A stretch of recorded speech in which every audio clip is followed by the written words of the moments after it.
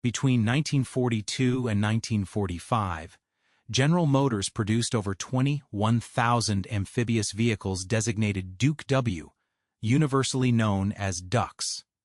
These vehicles operated successfully across every major theater of World War II, from the beaches of Sicily to the Rhine crossing operations that penetrated Nazi Germany. DUKs transported troops, ammunition, and supplies through conditions that defeated conventional landing craft and trucks. Military commanders praised their versatility. Production accelerated from 1,535 units in 1943 to over 11,000 in 1944. The vehicles appeared to solve an intractable logistics problem: how to move personnel and cargo seamlessly from ship to shore to inland positions without transfer delays or specialized harbor infrastructure. Yet this apparent success concealed systematic safety compromises embedded within the vehicle's fundamental design philosophy. The DUKW was neither a true boat nor a true truck, but a hybrid that inherited the limitations of both while fully mastering the safety characteristics of neither. Its dual-purpose engineering created blind spots in hazard recognition that operators could not detect through normal operation. The vehicle functioned exactly as designed, meeting all specified performance requirements, while simultaneously exposing crews to risks that existing safety frameworks could not adequately measure or mitigate. The DUKW's operational record demonstrates that a system can achieve overwhelming tactical success while harboring inherent dangers that become visible only through systematic analysis of failure modes rather than mission completion rates. How can a vehicle perform flawlessly in combat yet systematically endanger the people it was designed to protect? The fundamental design premise that created this contradiction lay in the engineering approach General Motors adopted when tasked with creating an amphibious military vehicle. The company's automotive expertise dominated the design process, leading to a vehicle that was essentially a modified truck capable of floating rather than a purpose-built amphibious craft. This distinction, seemingly semantic, carried profound implications for operational safety that would only become apparent through decades of post-war analysis. The DUKW's hull represented the most critical manifestation of this automotive-centric design philosophy. Unlike purpose-built amphibious vessels, which prioritize buoyancy distribution and stability characteristics from the initial design phase, the DUKW hull was fundamentally a truck chassis adapted for marine use. The vehicle's waterline characteristics were calculated based on automotive load distribution principles, with marine buoyancy treated as an additional engineering constraint rather than a primary design driver. This approach created a vehicle with a center of gravity fundamentally different from conventional marine vessels of similar displacement. Where purpose-built boats position their centers of gravity low and central to maximize stability in various sea states, the DUKW retained the elevated center of gravity typical of truck design, necessary for ground clearance and automotive performance. The vehicle's 6x6 drive configuration and high-mounted engine placement, essential for land operations, created a top-heavy configuration that behaved unpredictably when subjected to marine forces. The stability calculations for the DUKW were based on static load conditions and calm water assumptions that rarely matched operational realities. Military loading practices driven by tactical requirements and time constraints frequently exceeded design parameters. Combat situations demanded rapid loading with whatever equipment and personnel were immediately available, creating dynamic load distributions that the original stability calculations had not anticipated. More critically, the vehicle's stability margins were calculated using automotive engineering principles that assumed solid ground contact and predictable load transfer characteristics. When these calculations were adapted for marine use, engineers applied marine vessel stability formulas to a hull form that violated the basic geometric assumptions underlying those formulas. The result was a vehicle whose actual stability characteristics could not be accurately predicted using either automotive or marine engineering principles. The waterline behavior of the DUKW under various load conditions revealed the inadequacy of this hybrid approach. As the vehicle entered water, its automotive suspension system, designed to manage load transfer across wheels in contact with solid surfaces, became irrelevant to stability calculations. However, the vehicle's weight distribution, still governed by automotive design constraints, created waterline characteristics that shifted unpredictably based on cargo arrangement and passenger positioning. Unlike conventional marine vessels, where ballast and trim could be actively managed through purpose-built systems, the DUKW's load distribution was essentially passive once configured for a mission. Operators had no ability to adjust trim or compensate for developing stability issues through ballast management. The vehicle's automotive heritage provided no equivalent systems, while its marine requirements demanded capabilities that automotive systems could not provide. The propulsion system exemplified this fundamental design tension. The DUKW's marine propulsion was provided by a single propeller driven through a power takeoff from the automotive transmission. This arrangement, efficient and mechanically simple, created propulsion characteristics unlike either automotive or marine systems. The propeller provided adequate thrust for calm water operations, but lacked the directional authority and emergency response capabilities that marine operators expected from boat propulsion systems. In automotive terms, the propulsion system was analogous to a single-wheel drive vehicle with no differential capability, adequate for straight-line motion under ideal conditions but limited in its ability to respond to dynamic steering demands. Marine operators, accustomed to propulsion systems designed for directional control in fluid environments, found the DUKW steering response unpredictable and delayed compared to conventional boats of similar size. The vehicle's emergency systems reflected this same automotive bias in design approach. Safety equipment was positioned and designed based on automotive accident assumptions, rapid egress to solid ground, with emergency services responding via road networks. Marine emergency scenarios, immersion, flooding, rescue from water, received secondary consideration in equipment placement and design. Life preservers were stowed in locations optimized for automotive accessibility rather than marine emergency requirements. Emergency exits were positioned based on automotive rollover scenarios rather than water escape requirements. The vehicle's electrical system, adequate for automotive water exposure, lacked the watertight integrity required for marine operations, creating potential failure cascades that operators could not anticipate or prevent. The instrumentation system reinforced these design assumptions in ways that proved critically misleading during operations. The DUKW's dashboard and control layout were derived directly from automotive design, presenting operators with information optimized for land vehicle operation. Engine temperature, oil pressure, and electrical system status were prominently displayed and easily interpreted. However, information critical to marine operation, bilge water level, stability indicators, freeboard measurements, was either absent or presented in ways that required specialized marine knowledge to interpret correctly. This instrumentation philosophy assumed that operators would transition between automotive and marine operational modes with full awareness of the different information requirements each mode demanded. In practice, operators under stress or time pressure tended to rely on familiar automotive indicators, potentially missing marine-specific warning signs until emergency conditions had already developed beyond recovery thresholds. The vehicle's structural integrity reflected automotive durability standards adapted for marine environments. Automotive weatherproofing, adequate for rain and snow exposure, proved inadequate for the sustained water contact and immersion stresses of marine operations.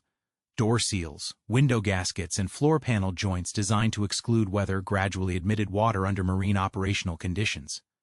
This water intrusion, initially minor and often unnoticed during short-duration operations, created a progressive degradation of the vehicle's buoyancy characteristics. Unlike purpose-built marine vessels with compartmentalized hulls and active bilge management systems, the DUKW's automotive-derived interior provided multiple interconnected pathways for water migration throughout the vehicle structure. The design assumptions underlying these compromises were not inherently flawed when evaluated within their intended scope. Automotive engineering principles had proven reliable for automotive applications. Marine engineering principles worked effectively for marine vessels.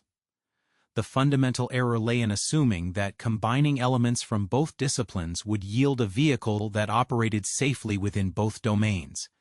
Instead, the DUKW operated within a safety margin gap between automotive and marine engineering standards. It was more vulnerable to marine hazards than purpose-built boats, while being less robust in automotive operations than conventional trucks. This gap was not immediately apparent during initial testing and early operational use, as the vehicle met all specified performance requirements when operated under controlled conditions by experienced personnel. The wartime operational environment initially masked these safety margin deficiencies. Combat urgency compressed training cycles, reduced maintenance standards, and prioritized mission completion over safety verification. The high operational tempo of wartime deployment prevented the systematic data collection that would have revealed developing safety patterns. Individual incidents were attributed to combat conditions, operator error, or equipment age rather than recognized as indicators of systematic design inadequacies. The success of the DUKW program in achieving its primary military objectives created a feedback loop that reinforced confidence in the design approach while obscuring its safety limitations. High mission completion rates, positive commander feedback, and effective logistical support for major operations provided compelling evidence that the vehicle worked as intended. Safety concerns, when raised, were often attributed to operational factors rather than fundamental design issues. This operational success established a precedent that would influence amphibious vehicle design for decades after the war. The DUKW's apparent validation of automotive-based amphibious design encouraged continued development along similar engineering approaches, perpetuating the assumption that hybrid vehicle design could successfully combine the best characteristics of multiple transportation modes without inheriting their respective limitations. The seeds of systematic safety failure were thus embedded within the vehicle's greatest apparent strength, its operational versatility. The same design characteristics that enabled the DUKW to transition seamlessly between land and water operations also created the conditions under which that transition would become unpredictably dangerous for its occupants. The systematic safety vulnerabilities embedded within the DUKW's design were amplified by training protocols and operational procedures that reflected the same automotive bias that had shaped the vehicle itself. Military personnel assigned to DUKW operations received instruction that treated the amphibious vehicle as a truck capable of swimming, rather than recognizing it as a fundamentally different class of equipment, requiring specialized operational knowledge from both automotive and marine domains. The United States military's approach to DUKW operator certification exemplified this fundamental misunderstanding of the vehicle's hybrid nature. Training programs were administered through automotive transport units, rather than amphibious warfare specialists, creating an institutional framework that emphasized land vehicle operation with water capability treated as an additional feature rather than an equal operational requirement demanding distinct competencies. Standard military driver training provided comprehensive instruction in truck operation, maintenance, and emergency procedures. This foundation, adequate for conventional military vehicles, became inadequate when applied to amphibious operations without substantial augmentation. However, the additional marine training provided to DUKW operators was typically brief, focusing on basic water entry and exit procedures, rather than comprehensive marine seamanship and emergency response capabilities. The result was a cadre of operators who possessed excellent automotive skills but limited marine operational knowledge. They could diagnose engine problems, manage transmission issues, and perform routine automotive maintenance effectively. However, they lacked the marine-specific knowledge required to recognize developing stability problems, assess sea state conditions accurately, or respond appropriately to marine emergency situations. This training gap became particularly problematic during the critical transition phases when DUKWs moved from land to water or water to land. These transitions required simultaneous application of automotive and marine operational knowledge, as operators had to manage vehicle systems designed for one environment while operating in another. The brief transition training provided in military programs proved inadequate for developing the integrated skill set these complex operations demanded. Military operational doctrine reinforced these training limitations by treating DUKW operations as an extension of conventional transport missions rather than recognizing them as specialized amphibious operations requiring distinct planning and execution protocols.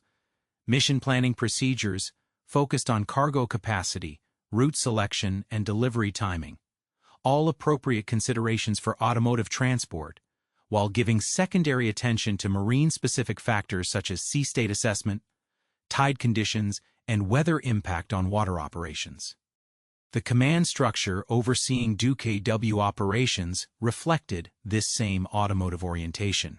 Unit commanders were typically experienced in ground vehicle operations but had limited marine operational background. This created a decision-making environment where marine risks were consistently underestimated, while automotive risks were well understood and appropriately managed. Maintenance protocols for DUKW vehicles demonstrated another manifestation of this automotive bias in operational procedures. Standard military vehicle maintenance emphasized engine performance, drivetrain integrity, and tire condition, all critical for automotive operations.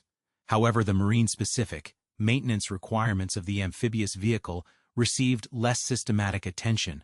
Hull integrity inspections, critical for marine safety, were often performed using automotive inspection techniques that focused on obvious damage rather than the subtle deterioration patterns characteristic of marine environments. Seal integrity, crucial for preventing water intrusion during amphibious operations, was assessed using automotive weatherproofing standards rather than marine watertight integrity criteria. The gradual degradation of waterproofing systems went largely undetected using these inspection protocols. Door seals designed for automotive weather protection showed no obvious signs of failure when evaluated using visual inspection methods appropriate for truck maintenance. However, these same seals might allow significant water intrusion under the immersion stresses of marine operations, a failure mode that automotive inspection procedures were not designed to detect. Bilge water accumulation, a critical indicator of hull integrity in marine operations, had no equivalent in automotive maintenance protocols. DUKW operators often lacked both the equipment and training necessary to monitor and manage water intrusion systematically. Small amounts of water inside the vehicle were often attributed to rain, wave splash, or crew-introduced moisture rather than recognized as potential indicators of developing structural problems. The military supply chain and parts availability system further compounded these maintenance challenges. Replacement parts for DUKW vehicles were managed through automotive supply channels that prioritized engine, transmission, and drivetrain components. Marine-specific items such as specialized seals, bilge pumps, and waterproofing materials received lower priority and were often more difficult to obtain through standard military supply procedures. This parts availability pattern encouraged field modifications and substitutions that maintained automotive functionality while potentially compromising marine safety. Standard automotive seals might be substituted for marine-grade materials, or general-purpose pumps might replace specialized bilge equipment, creating gradual degradation of the vehicle's amphibious capabilities without obvious impact on its automotive performance. The operational environment of military deployment created additional pressures that systematically eroded safety margins. Combat zones demanded rapid deployment schedules that compressed normal inspection and preparation procedures. Equipment that would require extensive maintenance or replacement in peacetime operations was often kept in service when military necessity demanded immediate availability. Time constraints prevented thorough pre-operation inspections that might have detected developing problems before they became critical during water operations. Mission urgency often overruled safety considerations when commanders faced choices between delaying operations for equipment verification or accepting calculated risks to maintain operational tempo. The high-stress environment of combat operations also affected operator decision-making in ways that increased vulnerability to the DUKW's inherent design limitations. Operators under combat stress tended to rely more heavily on familiar automotive responses and less on the marine operational knowledge that their limited training had provided. This stress-induced reversion to automotive thinking patterns occurred precisely when marine operational knowledge was most critical for safe operations. Loading procedures for DUKW vehicles reflected another area where automotive practices created marine safety hazards. Military loading doctrine emphasized rapid cargo handling and maximum utilization of available capacity, appropriate goals for truck operations, but potentially dangerous for marine vehicles with limited stability margins. Standard automotive load distribution focused on axle weight limits and road handling characteristics. These considerations, while important for the land portion of DUKW operations, provided inadequate guidance for marine load distribution where stability and trim became critical factors. Cargo arrangements that were appropriate for truck operations could create dangerous stability conditions when the vehicle entered water. The absence of systematic load calculation procedures for marine operations meant that operators relied on experience and visual assessment to determine appropriate cargo arrangements. This informal approach worked adequately when operated by experienced personnel under favorable conditions, but provided no systematic protection against loading errors that could prove fatal in challenging marine environments. Personnel loading procedures demonstrated similar gaps between automotive practices and marine requirements.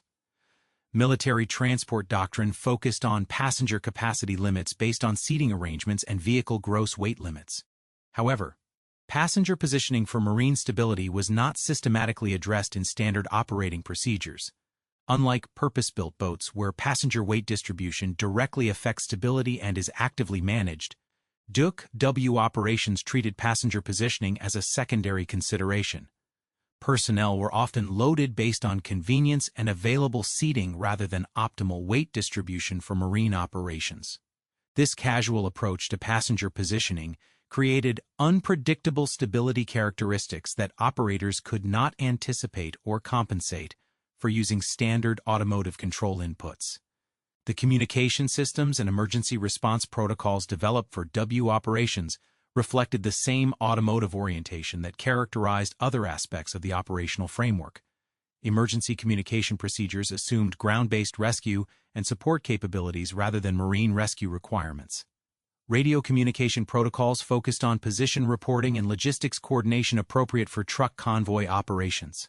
However, the marine-specific communication requirements for weather updates, sea state reports, and coordination with marine rescue assets received less systematic development. This communication gap meant that DUKW operations often proceeded without adequate marine environmental information or appropriate emergency response preparation. Emergency response procedures provided to DUKW crews emphasized automotive emergency responses, engine failure, mechanical breakdown, and traffic accident protocols. Marine emergency procedures, flooding, stability loss, man-overboard situations, received secondary treatment in training programs and were often presented as theoretical possibilities rather than practical scenarios requiring detailed response protocols. The assumption underlying this emergency response approach was that marine emergencies would be rare events affecting individual vehicles, rather than systematic risks requiring comprehensive preparation. This assumption proved inadequate when post-war analysis revealed that marine-related incidents occurred at significantly higher rates than automotive emergencies during DUKW operations. Weather assessment procedures for DUKW operations demonstrated another manifestation of automotive bias in operational planning. Standard military weather assessment focused on visibility, precipitation, and ground conditions affecting road travel. Marine weather factors, wind speed, wave height, tide conditions, and water temperature were often treated as secondary considerations in mission planning. This weather assessment gap meant that DUKW operations were sometimes authorized under conditions that would have been considered unacceptable for marine vessel operations of similar size and capability.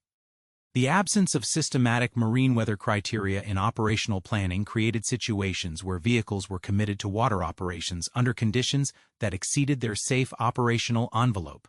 The cumulative effect of these training, maintenance, and operational procedure gaps was to create systematic conditions where the DUKW's inherent design vulnerabilities were amplified rather than mitigated by human factors. Operators who might have successfully managed the challenges of purely automotive or purely marine operations found themselves inadequately prepared for the unique risks created by the vehicle's hybrid nature. These latent conditions remained largely invisible during routine operations under favorable conditions. The DUKW's apparent operational success during World War II masked the systematic accumulation of risk factors that would become apparent only when routine operations encountered conditions that exceeded the informal safety margins created by favorable weather, experienced operators, and well-maintained equipment. The stage was thus set for incidents that would appear sudden and unexpected to participants but would reveal, upon systematic analysis, the predictable consequences of systematic gaps between the vehicle's operational requirements and the training, maintenance, and operational procedures developed to support its use. The transition from theoretical vulnerability to actual hazard typically began during what appeared to be routine water operations under conditions that fell within normal operational parameters. Unlike dramatic failures that announce themselves through obvious mechanical breakdown or environmental emergency, DUKW incidents characteristically developed through subtle deterioration of operational margins that remained below the recognition thresholds of operators trained primarily in automotive systems. A representative incident pattern emerged during operations involving moderate sea states, conditions experienced marine operators would consider manageable for purpose-built vessels, but which created unique challenges for the DUKW's automotive-derived hull configuration.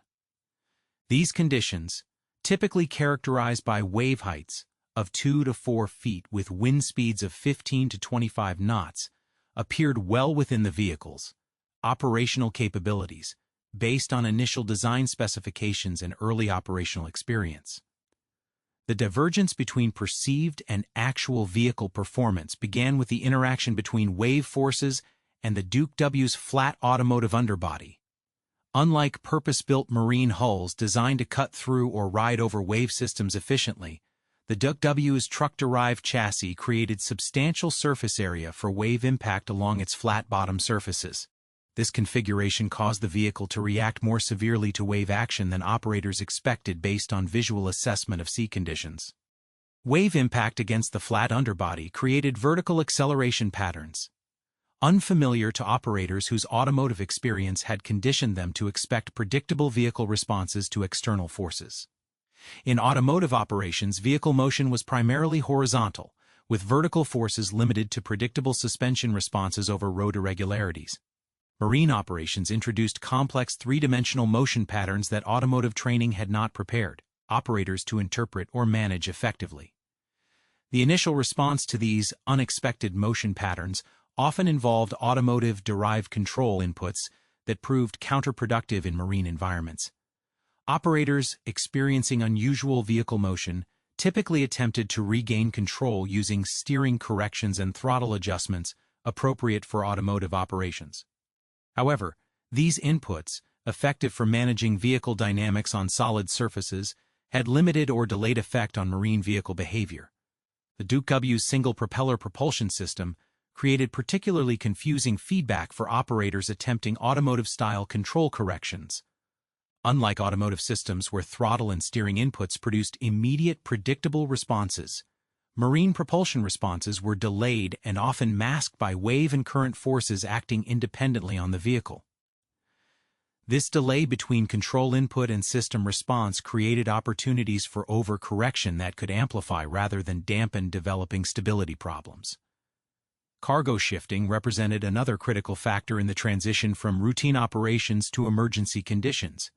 Loads secured according to automotive transport standards, adequate for the predictable forces of road travel, often proved inadequate for the complex motion patterns of marine operations.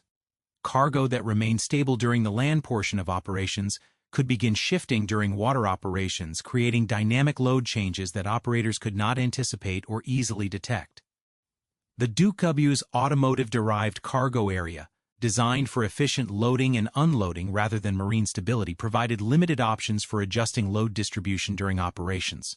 Unlike purpose-built cargo vessels with ballast systems or adjustable stowage arrangements, operators had minimal ability to compensate for developing trim or stability problems once the vehicle was underway.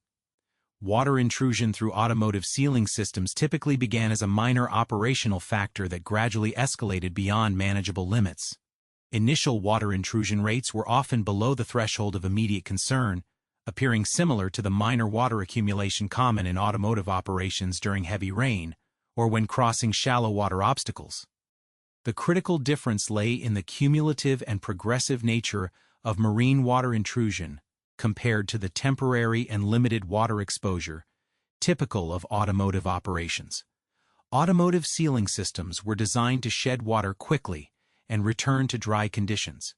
Marine operations subjected these same sealing systems to sustained immersion and pressure cycles that exceeded their design parameters.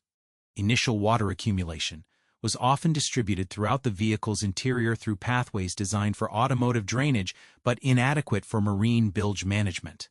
Unlike purpose-built marine vessels with centralized bilge systems and active water removal capabilities, the DUKW's automotive interior allowed water to accumulate in multiple locations where it was difficult to monitor or remove effectively. The psychological factors affecting operator decision-making during these developing emergency conditions reflected the fundamental training gaps identified in the previous analysis. Operators faced with unfamiliar vehicle behavior and gradually deteriorating conditions often experienced cognitive dissonance between their automotive training and the marine operational reality they were experiencing. This psychological pressure was intensified by the military operational environment's emphasis on mission completion and the cultural expectation that equipment problems should be overcome through operator skill and determination. Operators who might have appropriately terminated marine operations in civilian contexts often continued operations longer than prudent when military mission requirements created pressure to persist despite developing problems. The gradual nature of most DUKW emergency development created additional psychological barriers to appropriate response. Unlike sudden mechanical failures that clearly demanded immediate emergency procedures, the slow deterioration typical of DUKW incidents allowed operators to rationalize continuing operations while hoping conditions would improve or that developing problems would remain manageable. Engine performance often remained normal during the early stages of marine emergency development, providing misleading reassurance to operators whose automotive training emphasized engine function as the primary indicator of vehicle operational status. The DUKW's automotive power plant typically continued operating effectively even as marine-specific problems developed that threatened vehicle and crew safety. This maintenance of normal engine operation created a false sense of operational normalcy that delayed recognition of developing emergency conditions. Operators whose automotive experience associated vehicle problems with engine troubles often failed to recognize marine-specific warning signs until emergency conditions had progressed beyond recovery using standard operating procedures. The communication challenges that developed during these incidents reflected the inadequacy of automotive-based emergency response procedures for marine situations. Standard military communication protocols focused on position reporting and logistics coordination appropriate for ground vehicle emergencies, but inadequate for marine rescue coordination. Operators experiencing developing problems during water operations often lacked the marine-specific terminology and situational assessment skills necessary to communicate their actual condition effectively to support personnel. Radio communications during these incidents frequently understated the severity of developing problems due to operators' inability to assess marine emergency conditions accurately using their automotive training background. Weather condition assessment during incident development often revealed the gap between automotive and marine environmental awareness. Operators who could accurately assess road and terrain conditions for automotive operations often lacked the knowledge necessary to evaluate changing marine conditions and their impact on vehicle safety margins. Sea state deterioration, a critical factor in marine operations, often went unrecognized by operators whose attention remained focused on automotive-style operational indicators. Gradual increases in wave height, or changes in wave patterns that would prompt experienced marine operators to seek shelter often fell below the recognition threshold of automotive-trained DUKW crews. The timing of these environmental changes often coincided with the normal duration of DUKW water operations, creating situations where operators committed to water operations under acceptable conditions found themselves dealing with deteriorating environmental conditions without adequate preparation or response capabilities. Load distribution problems typically became apparent only during water operations when the vehicle's stability characteristics changed in response to marine forces. Cargo arrangements that created no obvious problems during land operations could prove dangerous when the vehicle's automotive suspension system became irrelevant and marine buoyancy and stability principles took effect. The DUKW's lack of active trim control meant that operators had limited ability to compensate for loading errors once detected. Unlike purpose-built vessels where ballast systems allowed real-time stability management, DUKW operators had to accept whatever stability characteristics their initial loading decisions had created. Passenger positioning, often arranged for convenience during land operations, could prove critical to stability during water operations. However, operators typically lacked both the knowledge and authority to rearrange passenger seating for optimal marine stability, particularly when carrying military personnel under operational conditions. The mechanical systems that failed during these developing emergencies often functioned within their design parameters while proving inadequate for actual operational requirements. Bilge pumps designed for minor water intrusion became overwhelmed by the sustained water ingress typical of marine operations. Drainage systems adequate for automotive water crossings proved insufficient for continuous marine exposure. These mechanical inadequacies were often not apparent to operators until emergency conditions had already developed beyond the capacity of the systems to manage. The automotive-derived emergency equipment provided with DUKW vehicles was typically designed for brief emergency use during automotive operations, rather than sustained emergency management during marine operations. The progression from routine operations to emergency conditions thus followed a predictable pattern that remained largely invisible to operators whose training and experience had not prepared them to recognize the unique warning signs of amphibious vehicle distress.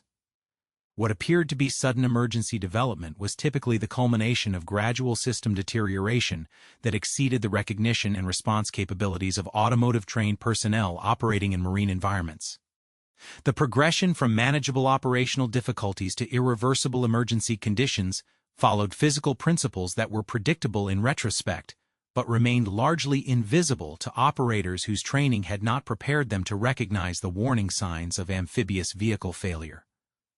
The physics of DUKW failure involved complex interactions between automotive engineering assumptions and marine environmental forces that created cascading failure sequences beyond the control authority of standard operating procedures. Water intrusion through automotive sealing systems represented the most critical failure mechanism, operating through multiple pathways, that automotive weatherproofing had never been designed to address. Door seals engineered to exclude rain and wind proved inadequate when subjected to sustained immersion and wave action. The intermittent pressure cycles created by wave impact gradually worked water past sealing surfaces designed only for atmospheric pressure differentials. Window seals and glass mounting systems, adequate for automotive weather exposure, created additional pathways for water intrusion during marine operations. The automotive industry's standard practice of using removable glass systems with rubber gasket seals created multiple potential failure points when subjected to sustained water exposure and pressure variations. Unlike purpose-built marine vessels with welded or permanently sealed window systems, the DUKW's automotive glazing provided numerous opportunities for progressive water intrusion. Floor panel sealing systems demonstrated another critical vulnerability in the automotive approach to water exclusion. Truck floors were typically designed with drainage provisions to handle temporary water accumulation from rain or shallow water crossings. However, these same drainage features became pathways for sustained water intrusion during marine operations, allowing water to enter the vehicle through paths that automotive operations would normally use for water removal. The cumulative effect of water intrusion through multiple small pathways created flooding patterns that differed fundamentally from the single-point failures typically addressed in marine vessel emergency procedures. Purpose-built boats were designed around the assumption that water intrusion would occur through identifiable breaches that could be isolated and managed through compartmentalization and damage control procedures. The DUKW's automotive heritage provided no equivalent compartmentalization. Water entering through multiple automotive sealing failures could migrate freely throughout the vehicle's interior, making it impossible to isolate flooding to manageable areas. This distributed flooding pattern meant that water intrusion rates that might be controllable in marine vessels became unmanageable in the DUKW's automotive-derived interior configuration. Buoyancy loss progressed through mechanisms that violated both automotive and marine operational assumptions. Automotive operations assumed that vehicle weight remained constant except for fuel consumption, while marine operations typically assumed that buoyancy loss would be gradual and detectable through conventional marine monitoring systems. The DUKW experienced buoyancy loss that was both more rapid than marine vessel norms and less detectable than automotive weight changes.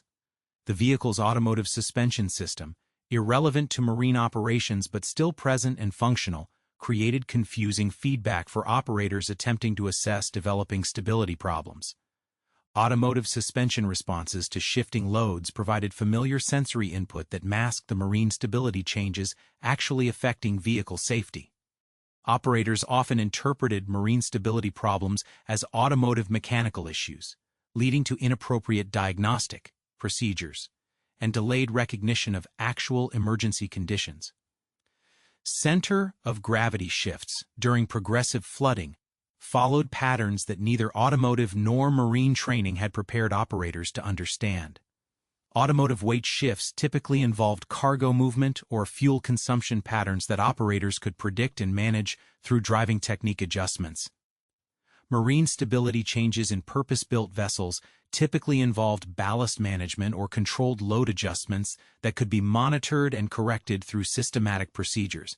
The DUKW experienced center of gravity changes that combined the worst characteristics of both domains. Like automotive weight shifts, these changes were often sudden and difficult to predict. Like marine stability changes, they directly affected vehicle safety in ways that could not be compensated through driving technique alone. However, unlike either parent domain, the DUKW provided neither the monitoring systems nor the corrective capabilities necessary to manage these changes effectively. Progressive flooding created accelerating instability cascades that exceeded the response time available through standard emergency procedures. Initial water accumulation reduced freeboard, the distance between the waterline and the vehicle's deck level, making the vehicle more vulnerable to additional water intrusion from wave action. This reduced freeboard meant that waves which initially caused only minor water intrusion began causing substantial flooding as the vehicle settled lower in the water.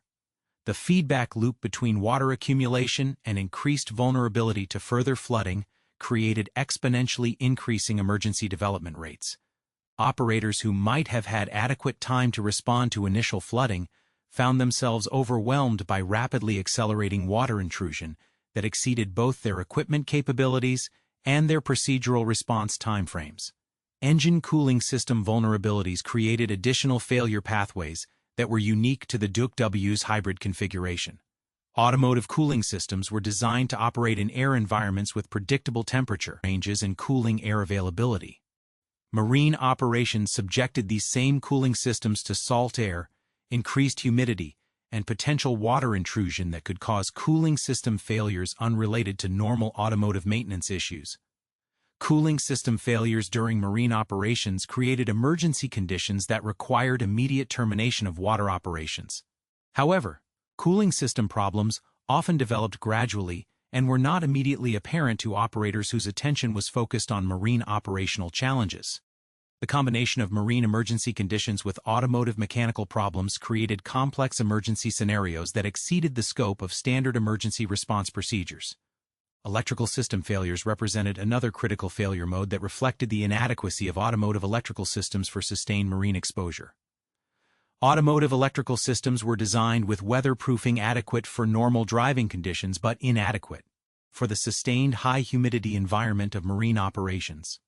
Salt air exposure accelerated corrosion of electrical connections and components in ways that automotive maintenance procedures were not designed to detect or prevent.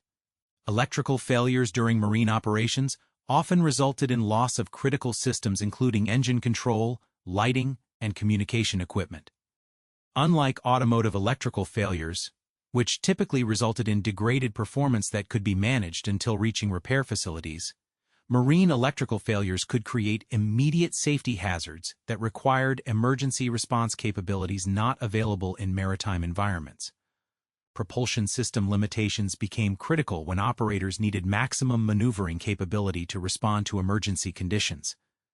The DUKW's single propeller configuration provided adequate thrust for normal operations, but lacked the directional control authority and emergency power capabilities that marine emergency situations demanded. The propulsion system's automotive transmission interface created additional complexity during emergency operations. Operators attempting to maximize propulsion performance often applied automotive driving techniques that were inappropriate for marine propulsion systems. Emergency maneuvering attempts using automotive technique often resulted in transmission damage or propeller system failures that eliminated propulsion capability entirely. Steering system responses during emergency conditions revealed the fundamental inadequacy of automotive steering systems for marine directional control. Automotive steering systems were designed to provide precise directional control over vehicles in contact with solid surfaces. Marine directional control required systems capable of managing vehicle orientation in fluid environments where external forces could overwhelm control inputs. The DUKW's automotive steering system provided adequate directional control under normal marine conditions, but proved inadequate when emergency maneuvering was required. Operators accustomed to reliable automotive steering response often found themselves unable to maintain vehicle control when marine emergency conditions demanded maximum steering authority. Stability loss patterns followed mathematical relationships that were predictable based on marine engineering principles but remained largely unknown to automotive-trained operators. The DUKW's stability characteristics could be calculated using standard marine stability equations, but these calculations required knowledge of the vehicle's instantaneous loading condition, water intrusion levels, and center of gravity position. Operators lacked both the instruments and training necessary to perform real-time stability calculations. The vehicle provided no stability monitoring systems equivalent to those found on purpose-built marine vessels. Automotive instruments focused on engine and transmission performance rather than marine stability parameters. The critical angle of stability, the point at which the vehicle would not return to upright position after heeling, varied based on loading conditions and water intrusion levels. Operators had no reliable method for determining their proximity to this critical angle until stability loss was already occurring. Unlike purpose-built vessels with stability curves and monitoring systems, the DUKW provided no warning of approaching stability limits. Recovery procedures for stability loss or flooding proved inadequate due to the vehicle's hybrid nature. Marine emergency procedures assumed the availability of marine safety equipment, compartmentalization systems, and communication capabilities. Automotive emergency procedures assumed solid ground contact and the availability of automotive rescue equipment and techniques. The DUKW's emergency equipment reflected automotive rather than marine emergency assumptions. Life preservers were often inadequate for sustained water exposure. Emergency communication equipment was designed for ground-based rather than marine rescue coordination. Emergency procedures emphasized automotive responses that were ineffective for marine emergency conditions. The physical evidence of DUKW failures typically revealed multiple simultaneous failure modes that reflected the vehicle's hybrid nature. Unlike single-cause failures typical of either automotive or marine incidents, DUKW failures involved complex interactions between automotive mechanical problems and marine environmental stresses that created unique failure signatures. Post-incident analysis often revealed that individual failure modes, water intrusion, mechanical problems, or operator errors, would have been manageable within their respective domains. However, the combination of automotive vulnerabilities with marine environmental stresses created failure scenarios that exceeded the capability of standard emergency response procedures from either domain. The irreversible nature of DUKW emergency development reflected the absence of adequate safety systems rather than the presence of catastrophic failure modes. Purpose-built systems included redundant safety systems and recovery capabilities designed for their intended operational environment. The DUKW's safety systems remained optimized for automotive operations and proved inadequate for marine emergency conditions. The physics of failure thus demonstrated that the DUKW's problems were not the result of defective engineering within its intended scope, but rather the result of applying automotive engineering solutions to marine operational requirements that exceeded their design parameters. The vehicle failed not because its individual systems were inadequate for their intended use, but because its intended use had been expanded beyond the safety margins that its design assumptions could support. The efforts to recover from developing emergency conditions revealed additional layers of complexity that the DUKW's hybrid nature imposed on both operators and rescue personnel. Stabilization attempts that would have been effective for either automotive or marine emergencies proved inadequate when applied to the unique combination of challenges that DUKW incidents presented. The vehicle's automotive heritage and marine operational requirements created contradictory demands that could not be resolved using conventional emergency response approaches from either domain. Initial response efforts typically focused on automotive-style problem diagnosis and correction. Operators experiencing unusual vehicle behavior during marine operations often attempted to identify and correct perceived mechanical problems using automotive troubleshooting techniques. Engine performance checks, transmission adjustments, and electrical system diagnostics were performed based on the assumption that mechanical problems were causing the operational difficulties. These automotive diagnostic procedures, while technically sound for automotive applications, consumed critical time and attention during situations where marine emergency procedures would have been more appropriate. Operators who spent valuable minutes checking automotive systems often missed opportunities to address developing marine emergency conditions while they were still manageable using standard marine emergency techniques. The psychological commitment to automotive solutions reflected the training bias that had shaped operator preparation. Personnel who had spent years developing automotive diagnostic skills naturally relied on familiar problem-solving approaches when faced with unfamiliar situations.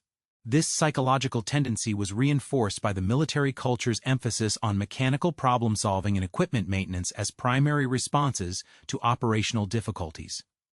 Water removal efforts demonstrated another area where automotive approaches proved inadequate for marine conditions. Standard automotive water removal techniques involved allowing water to drain through existing drainage systems or using shop equipment to extract water from vehicle interiors. These techniques were designed for limited water intrusion that had occurred during brief exposure to water. Marine water intrusion created different challenges that required active water removal capabilities, beyond those provided in automotive systems. The DUKW's bilge pump capacity, adequate for minor water accumulation during normal operations, proved inadequate for emergency water removal when sustained flooding exceeded pump capacity. Operators often found themselves attempting to remove water manually using improvised techniques that were ineffective for the volumes of water involved in marine emergency conditions. The continuous nature of marine water intrusion meant that water removal efforts had to exceed intrusion rates to be effective. Unlike automotive water problems that typically involved finite quantities of water that could be removed, and then the problem resolved, marine flooding required sustained water removal capabilities that could match or exceed ongoing intrusion rates while simultaneous efforts addressed the sources of water intrusion. Stability management during emergency conditions revealed the absence of effective procedures for dealing with DUKW stability problems. Marine stability management typically involved ballast adjustments, cargo redistribution, and trim modifications that required specialized equipment and training. Automotive stability management focused on load distribution and suspension adjustments that were irrelevant to marine operations. DUKW operators faced stability problems that required marine solutions but lacked both the equipment and training necessary to implement marine stability management techniques. Attempts to redistribute cargo or passengers during emergency conditions often proved ineffective due to the limited options available within the vehicle's automotive-derived cargo area configuration. The absence of ballast systems meant that operators had no systematic method for adjusting vehicle trim or stability characteristics in response to changing conditions. Load redistribution efforts were limited to moving existing cargo and passengers, which often provided insufficient adjustment capability to address significant stability problems. Emergency communication during DUKW incidents revealed the inadequacy of automotive-oriented communication procedures for marine emergency coordination. Standard military vehicle communication protocols focused on position reporting and logistics coordination appropriate for ground vehicle operations, but inadequate for marine rescue coordination requirements. Radio operators often lacked the marine-specific terminology necessary to communicate emergency conditions accurately to potential rescue assets. Emergency position reporting procedures designed for road networks proved inadequate for marine position determination and communication. The absence of marine emergency communication training meant that critical information about sea conditions, stability status, and rescue requirements was often inadequately communicated during emergency situations. Rescue vessel coordination presented additional challenges when marine rescue assets were available to assist DUKW emergencies. Marine rescue procedures were designed for assistance to conventional vessels with predictable characteristics and standard marine emergency equipment. The DUKW's hybrid nature created coordination difficulties that complicated rescue operations. Standard marine rescue techniques often proved inappropriate for DUKW assistance due to the vehicle's automotive characteristics. Towing procedures designed for marine vessels could damage automotive components. Rescue equipment designed for marine vessel evacuation was often incompatible with the DUKW's automotive configuration. These coordination problems often delayed effective rescue assistance during critical emergency periods. Evacuation procedures revealed another area where the DUKW's hybrid nature created unique challenges that exceeded conventional emergency response capabilities. Automotive evacuation procedures assumed solid ground contact and the availability of conventional escape routes. Marine evacuation procedures assumed purpose-built marine vessels with appropriate emergency equipment and escape systems. The DUKW's evacuation characteristics combined the worst aspects of both domains. Like automotive emergencies, evacuation often had to be performed rapidly with limited preparation time. Like marine emergencies, evacuation required water survival capabilities and marine rescue coordination. However, unlike either pure domain, the DUKW provided neither automotive escape reliability nor marine emergency equipment adequacy. Life preservation equipment issues became critical during evacuation situations. Standard military life preservers were designed for temporary use during water survival situations rather than for sustained water exposure during extended rescue operations. The quantity and accessibility of life preservation equipment often proved inadequate when entire DUKW crews required simultaneous water evacuation. Life preserver stowage locations optimized for automotive operations often became inaccessible during marine emergency conditions. Equipment positioned for convenient access during normal operations could become unreachable when the vehicle's automotive interior was flooded or when stability problems made movement within the vehicle dangerous. Secondary mechanical failures often developed during stabilization efforts, creating cascading emergency conditions that exceeded the scope of initial emergency response plans. Systems that had functioned adequately under normal operational stresses often failed when subjected to the additional stresses of emergency operations. Engine cooling systems subjected to extended operation at maximum power during emergency maneuvering often overheated beyond automotive cooling system capabilities. Transmission systems operated at maximum load during rescue attempts often suffered damage that eliminated propulsion capability. Electrical systems exposed to water intrusion during emergency conditions often failed in ways that eliminated communication and lighting capabilities. These secondary failures typically occurred when the systems were most critically needed for emergency response. The loss of propulsion capability during rescue operations eliminated the vehicle's ability to maneuver in response to changing emergency conditions. Communication system failures during rescue coordination eliminated the crew's ability to coordinate with rescue assets or report changing emergency status. Medical emergency considerations during W incidents reflected another gap in emergency preparation procedures. Standard automotive emergency medical procedures assumed the availability of ground-based emergency medical services and evacuation capabilities. Marine emergency medical procedures assumed the availability of marine-specific medical equipment and evacuation techniques. W emergency medical situations often involved exposure injuries, hypothermia, and water-related medical problems that required marine emergency medical responses. However, the medical equipment carried on DUKW vehicles was typically designed for automotive first aid rather than marine medical emergencies.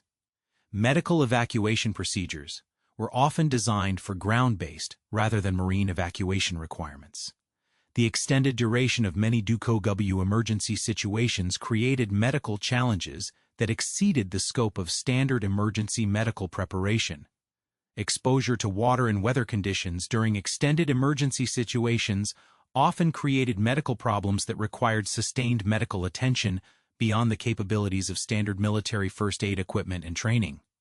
Weather deterioration during emergency situations often created additional challenges that compound initial emergency conditions.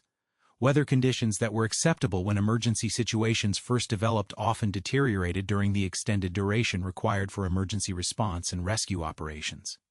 DUKW crews who might have successfully managed initial emergency conditions under favorable weather often found themselves unable to cope with the same emergency conditions when weather deterioration reduced visibility, increased wave action, or created additional environmental stresses. Emergency response procedures typically assumed stable weather conditions throughout the emergency duration. The absence of weather monitoring and forecasting capabilities during DUKW operations meant that crews often continued operations without adequate awareness of developing weather conditions that could affect emergency response capabilities.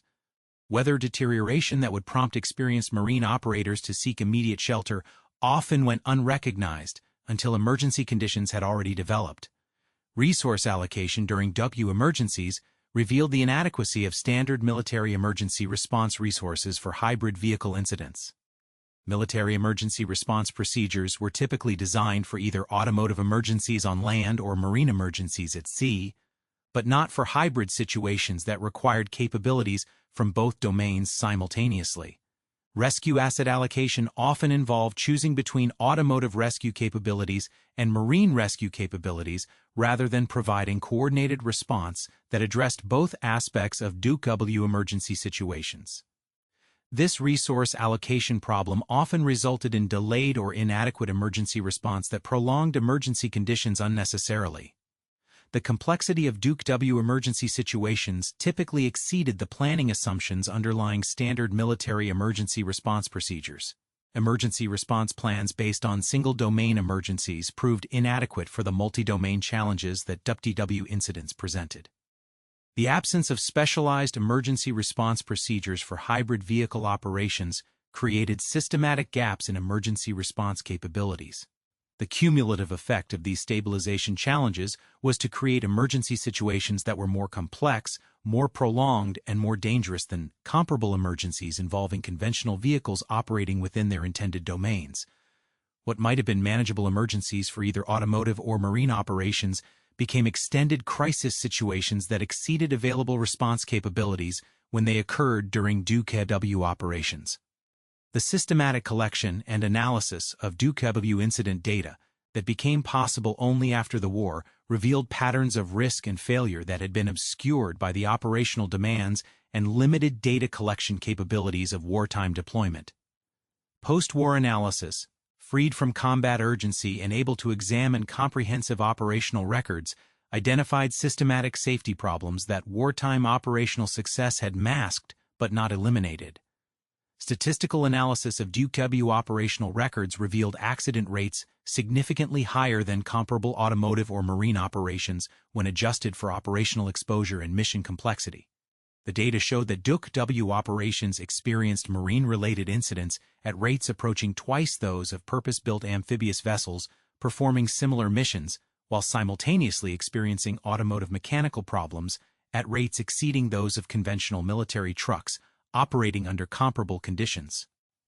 This dual elevation in incident rates across both operational domains provided the first quantitative evidence that the DUKW's hybrid design had not successfully combined the safety characteristics of automotive and marine systems, but had instead inherited the vulnerability patterns of both while mastering the safety characteristics of neither. The statistical evidence contradicted wartime operational assessments that had focused on mission completion rates rather than comprehensive safety analysis. Detailed incident investigation reports, compiled from military records and supplemented by post-war interviews with surviving operators and maintenance personnel, revealed recurring failure patterns that had been attributed to isolated incidents or operator errors during wartime operations. The systematic analysis identified common failure modes that reflected fundamental design characteristics rather than random operational problems. Water intrusion through automotive sealing systems emerged as the most frequent contributing factor in serious DUKW incidents.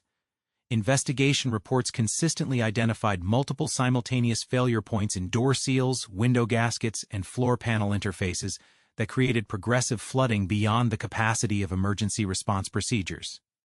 These failures occurred across different vehicle production runs, operational environments, and maintenance standards, indicating systematic design inadequacy rather than manufacturing defects or maintenance failures.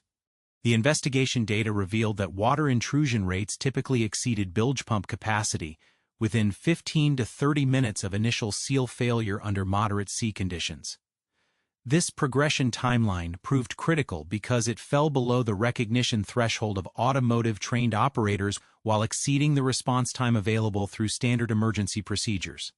Stability-related incidents showed similar patterns of systematic design inadequacy. Investigation reports documented numerous incidents where cargo loading within specified weight limits had created stability characteristics that proved dangerous during water operations. These incidents occurred despite compliance with loading procedures, indicating that the loading procedures themselves were based on inadequate understanding of the vehicle's marine stability characteristics. The forensic analysis revealed that DUKW stability calculations had been based on static load conditions that failed to account for the dynamic loading changes that occurred during typical military operations. Cargo shifting during water operations, passenger movement, and progressive water intrusion created cumulative stability changes that exceeded the vehicle's design margins while remaining within apparently normal operational parameters. Maintenance record analysis identified systematic deterioration patterns that reflected the fundamental incompatibility between automotive maintenance procedures and marine operational requirements. Components that showed acceptable service life under automotive maintenance standards experienced accelerated deterioration when subjected to marine environmental conditions. Seal replacement intervals based on automotive weatherproofing standards proved inadequate for marine water integrity requirements. Electrical system maintenance procedures designed for automotive environmental exposure failed to address the accelerated corrosion caused by marine salt air exposure. Lubrication schedules adequate for automotive applications proved insufficient for components subjected to marine environmental stresses. The maintenance data revealed that DUKW vehicles typically required marine-specific maintenance at intervals significantly shorter than those established based on automotive operational assumptions. However, military supply systems and maintenance schedules had been designed around automotive maintenance intervals, creating systematic undermaintenance that contributed to incident development. Training record analysis identified specific gaps in operator preparation that correlated directly with incident patterns. Operators who had received extended marine training in addition to standard automotive instruction showed significantly lower incident rates than operators with automotive training alone. However, the analysis also revealed that marine training benefits decreased rapidly when operators spent extended periods in automotive operations without marine practice. The training analysis identified critical skill degradation patterns that had not been anticipated during wartime training program development. Marine operational skills required regular practice to maintain proficiency, but military operational patterns often involved extended periods of automotive operations with only occasional marine missions. This operational pattern created systematic skill degradation that increased incident vulnerability precisely when operators encountered marine operational challenges. Regulatory analysis conducted by civilian agencies after the war identified systematic gaps in safety oversight that had developed. Due to the DUKW's classification between established regulatory domains, military vehicle oversight focused on automotive performance standards and operational capability, rather than comprehensive safety analysis. Marine vessel oversight was not applied to military amphibious vehicles during wartime operations. The regulatory analysis revealed that no single agency had assumed comprehensive safety oversight responsibility for hybrid amphibious vehicles. Automotive regulatory approaches addressed land operation safety but had no framework for evaluating marine operation risks. Marine regulatory approaches addressed vessel safety but had no framework for evaluating automotive-derived systems operating in marine environments. This regulatory gap meant that systematic safety problems identified through individual incident investigations were not aggregated into comprehensive safety assessments that might have identified the need for design modifications or operational restrictions.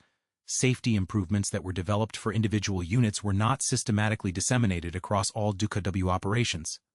Civilian DUKW operations that continued after the war provided additional data on vehicle safety characteristics under non-military operating conditions. Civilian operators, subject to normal peacetime safety regulations and insurance requirements, experienced safety problems similar to those documented in military operations, but with more comprehensive data collection and analysis capabilities. Civilian operation analysis revealed that DUKW incident rates remained elevated compared to equivalent automotive and marine operations, even when operated under optimal conditions with experienced crews and comprehensive maintenance.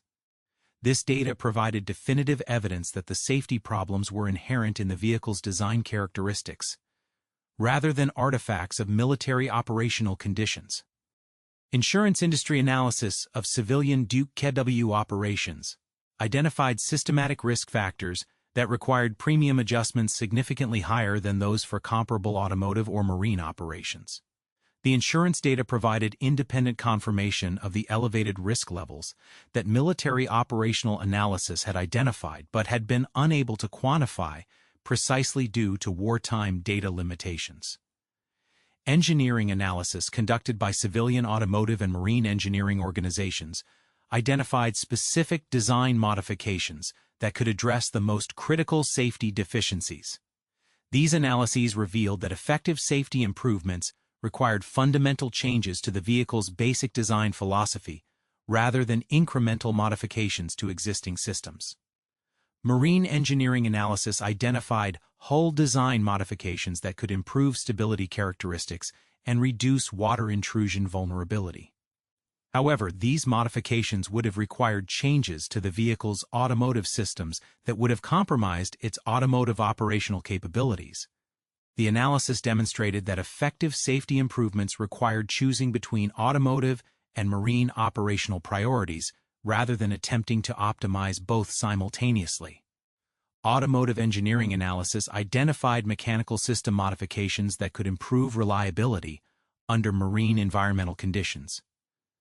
These modifications involved marine-grade materials and sealing systems that would have significantly increased manufacturing costs while adding weight and complexity that would have reduced automotive performance capabilities.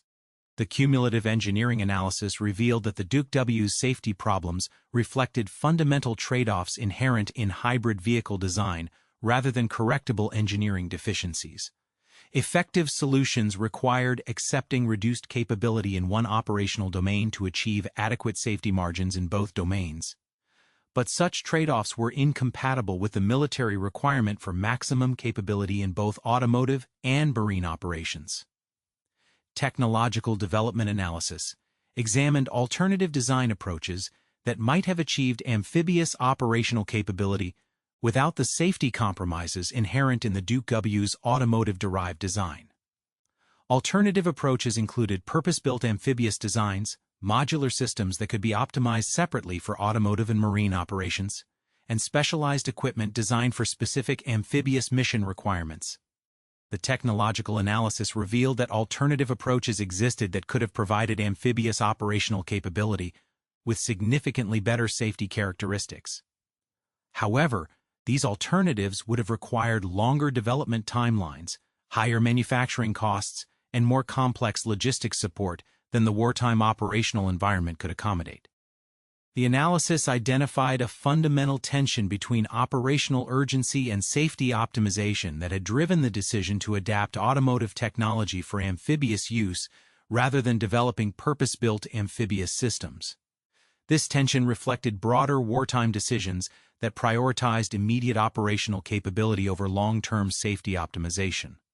Long-term health analysis of DUKW operators identified previously unrecognized health effects related to sustained exposure to marine environmental conditions in vehicles designed for automotive operation.